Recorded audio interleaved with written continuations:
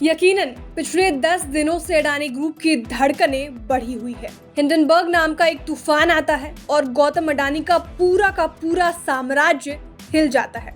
आज भारत से लेकर पूरी दुनिया में इस वक्त सिर्फ और सिर्फ अडानी की चर्चा हो रही है, तो इसके पीछे की 7 बड़ी वजह भी जान लीजिए। पहला, पिछले 10 दिन में अडानी ग्रुप को करीब 10 लाख करोड़ के नुकसान का अनुमान है। दूसरा, ब्लूमबर्ग बिलियनियर्स इंडेक्स में अडानी दुनिया के अमीरों की लिस्ट में 21वें पायदान तक पहुंच गए हैं। तीसरा, अडानी की नेटवर्थ गिरकर 61.3 बिलियन डॉलर पहुंची। 24 घंटे में 10.7 अरब डॉलर का नुकसान हुआ। चौथा, पिछले 10 दिन में अडानी के शेयरों में 60% तक गिरावट दर्ज की जा चुकी है।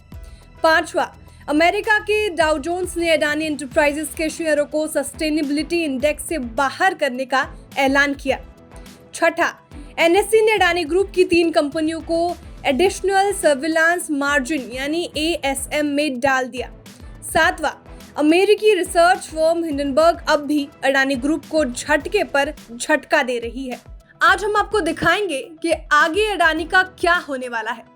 तो अडानी को जोर का झटका जोर से देने वाली अमेरिकी रिसर्च फर्म हिंडनबर्ग की हकीकत भी आपको दिखाएंगे, लेकिन उससे पहले आपको बताते हैं कि कैसे आज गौतम अडानी को तगड़े झटके के बाद थोड़ी सी राहत मिली। तो सुनिए। सुबह में अमेरिका की स्टॉक एक्सचेंज डाउ जोन्स से अडानी के लिए बुरी खबर आती है। पता चलता है कि डाउ जोन्स के सस्टेनेबिलिटी इंडेक्स से अडानी एंटरप्राइजेस को बाहर कर दिया है। इस खबर के आते ही अडानी एंटरप्राइजेस के शेयर में 35% तक की गिरावट देखी जाती है, लेकिन दोपहर 12:30 बजे तक रिकवरी होती है और गिरावट केवल 11% तक बचती है। दोपहर 2:45 बजे अडानी के शेयर में और रिकवरी होती है और गिरावट 1% तक बचती है। हिंडनबर्ग की रिपोर्ट के बाद अब तक अडानी बैकफुट पर थे। अचानक उन्हें फिच रेटिंग्स खुशखबरी देती है। फिच रेटिंग एजेंसी कहती है अडानी ग्रुप की कंपनियों या सिक्योरिटीज की रेटिंग पर तत्काल प्रभाव नहीं पड़ेगा। फिच रेटिंग ये भी कहती है कि उसे उम्मीद है कि अडानी ग्रुप के कैश फ्लो के पूर्वानुमान में कोई बड़ा बदलाव नहीं होगा। फिच ने कहा कि शॉर्ट टर्म में कोई बड़ी ऑफशोर बॉन्ड मैच्योरिटी नहीं है। दिसंबर 2024 में अडानी एनर्जी के बॉन्ड की मैच्योरिटी है। हम आपको बता दें कि फिच रेटिंग एजेंसी निवेशों पर भविष्योन्मुखी क्रेडिट राय प्रदान करती है, जो इसके डिफॉल्ट होने की संभावना को दर्शाती है।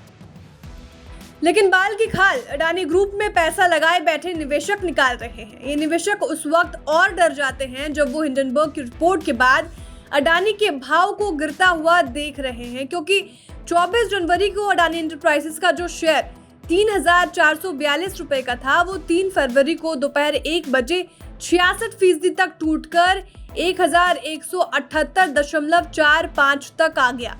अडानी ट्रांसमिशन का शेयर जो 24 जनवरी को 2,762 रुपए था, वो 3 फरवरी को 1,396 रुपए पर आ गया, यानी 50% गिरावट दर्ज की गई।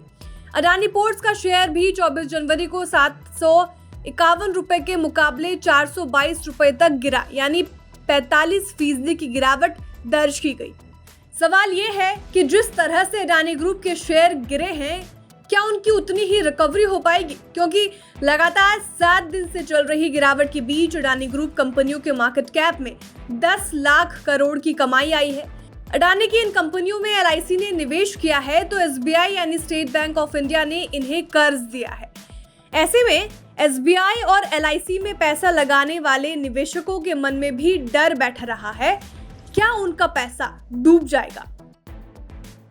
हम आपको बता दें कि अडानी ग्रुप की कंपनियों को एसबीआई समेत देश के कई बैंकों ने 81,200 करोड़ रुपए लोन दिया है। एसबीआई ने आरबीआई को बताया है कि उसने अडानी ग्रुप को 23,000 करोड़ रुपए लोन दिया है। वहीं पंजाब नेशनल बैंक ने बताया कि उसने अडानी ग्रुप को 7,000 करोड़ का लोन दिया है और एलआईसी ने अडानी ग्रुप के बॉन्ड और इक्विटी ने 36,47,478 करोड़ रुपए निवेश किया है, जबकि हिंडनबर्ग की रिपोर्ट से पहले इस निवेश की वैल्यू डबल यानी 77,000 करोड़ रुपए थी। एसबीआई के चेयरमैन की ओर से कहा गया कि अडानी ग्रुप को दिए लोन को लेकर लोगों को डरने की जरूरत नहीं है। इसी तरह से एलआईसी का भी कहना है कि अडानी ग्रुप में मचे कोहराम से उन पर कोई असर नहीं पड़ेगा। लेकिन अडानी के खिलाफ हंगामा काट रहे विपक्ष का कहना है कि अडानी के गिरते साम्राज्य से लोगों की मेहनत का पैसा बर्बाद हो रहा है। लोगों का विश्वास SBI और LIC से उठ जाएगा। Bureau report, बिस्ताक।